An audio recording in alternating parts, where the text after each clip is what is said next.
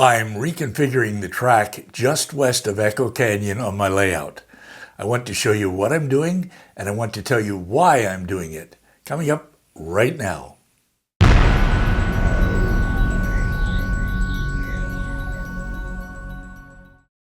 I'm Roy Smith. I'm making an important change to my track plan. I'd like to tell you about it because you may be thinking about making similar changes on your layout. And you will see some trains running in this video, I promise. Here we are in the area just west of Echo Canyon. This is what I've done so far.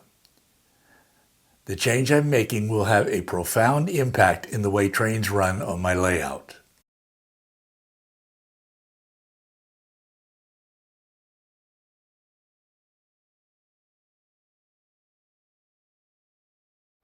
And speaking of trains, here comes one now, eastbound, through the area that I'm remodeling.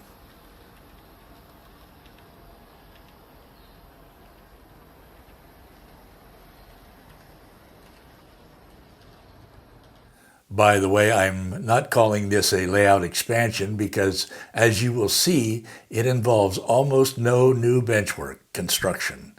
Instead, I'm calling it a reconfiguration of the track. It's easy to make these kinds of changes when you use CAD or Unitrack and Woodland Scenic's inclines and risers as I'm doing. I will also be making some changes elsewhere on my layout, but those changes will come later on. The blue box here shows you where I'm reconfiguring the track. I feel that a track plan is just a guide. It's okay to make changes to it either while laying the track initially or at any time later on. In fact, we often discover changes we'd like to make after running trains on our layouts for a while, or we may need to fix mistakes that we made when first laying the track. What I'm doing amounts to creating a traditional around-the-room layout with a peninsula in the center, such as you see so frequently in published track plans. Here's why I'm making this change. I believe that it will maximize the limited space that I have for my layout in a spare bedroom that measures only 10 feet by 12 feet. This change, when coupled with other changes that I will be making later on, will nearly double the length of my mainline run. And I will be able to run not just one, but two trains simultaneously in opposite directions on the upper level of my layout without them disappearing down the helices to staging.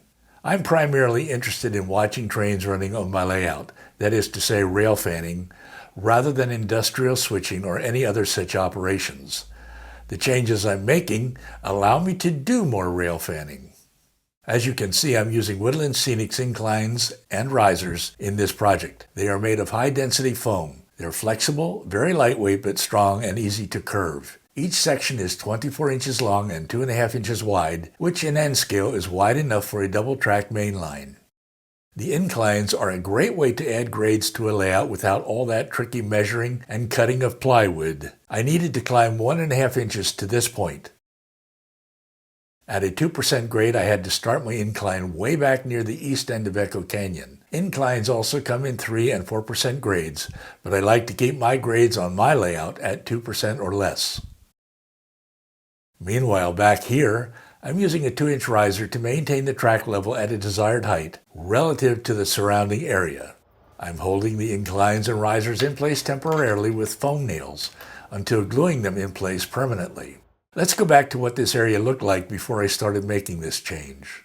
I began by temporarily attaching a piece of white styrofoam to the layout, first to support my experimentation with various track arrangements, and second, to use as a template for permanent subroad bed. I tried various track arrangements until finding the one I liked, which you will see later on. One of the reasons why I undertook this change in the first place was that I wanted to get rid of this slight hump in the track that I created here long ago. I had to raise the track slightly so that my double stacks could pass under that bridge, and I did it by applying some spackling paste on top of the risers. It wasn't a very steep incline-decline, but I just didn't like the way it looked. At first, I was planning to widen the benchwork here, but as you will see, I soon discarded this idea because I didn't want to make my aisle width any more narrow than it already is. Then I cut and removed the excess portion of the styrofoam to create a template for more permanent subroad bed. As I said, I discarded the idea of widening the benchwork in this area and instead decided to repurpose the tracks here in what I've been calling Pocatello. I will explain this in a moment. I also experimented with changing the track at this location on the Pocatello sub. One of the nice things about Cato Unitrack is that you can lay new track right on top of the old track to see how well the new arrangement will fit and what it will look like before you rip out the old track. And now I have replaced the temporary white styrofoam with permanent extruded foam. And here's the final track arrangement that I selected for that segment of the Pocatello sub.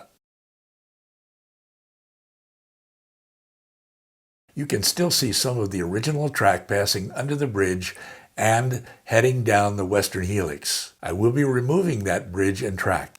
The new track arrangement created a Y, so I had to install an NCE AR10 to fix the polarity problem that always occurs when you create a Y. The track is isolated from here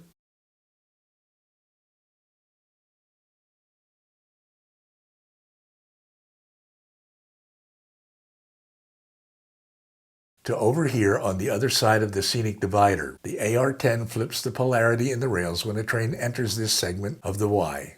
So I've completed the installation of the 2% incline that takes the double main line from the former Pocatello yard down to the east end of Echo Canyon. I will, of course, need to install a bridge to take the track across Echo Creek.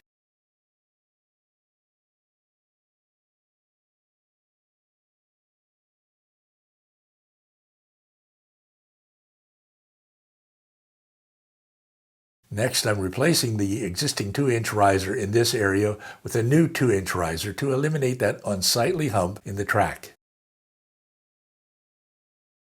By the way, this is Granger Junction on the opposite side of the scenic divider. Let's go back for a moment to talk about repurposing the 4 tracks that originally made up Pocatello Yard on my Pocatello sub. Track 4 is all that now remains of the Pocatello sub. Tracks 3 and 2 now represent Morgan, Utah on the Evanston sub, and Track 1 will become a lead for the Wholesome Cement plant. This whole area will be scenic to look like Weber Canyon, Utah. You may be wondering how trains will descend the western helix to get down to staging now that I've closed the existing route. Well, that's a subject for a future video. But essentially, the Evanston sub will lap all the way around the layout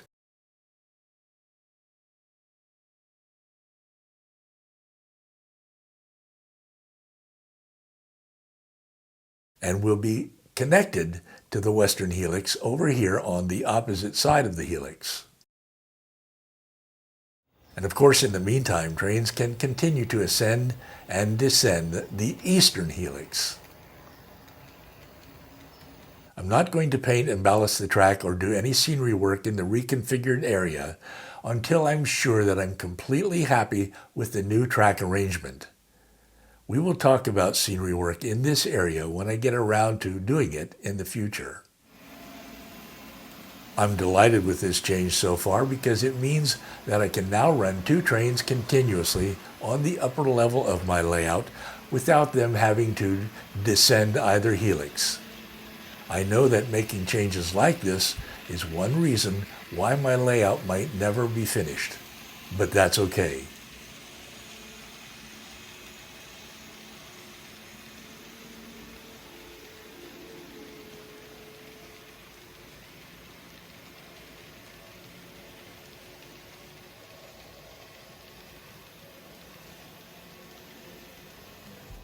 Now I invite you to check out these videos over here. I'm Roy Smith. Until next time, happy railroading.